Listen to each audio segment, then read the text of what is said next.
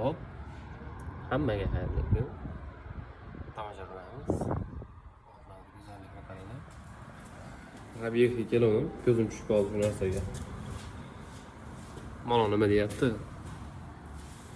Yig'layapti yana bu yerlari. Ustalar bir ozgina e'tiborli bo'lib, akkuratni chiroyli qilib qilsa bo'ladi-yu.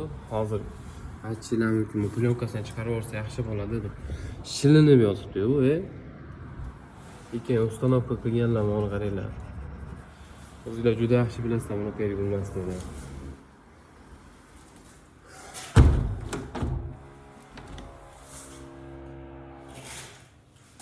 Juda xafa bu holat bor-ku.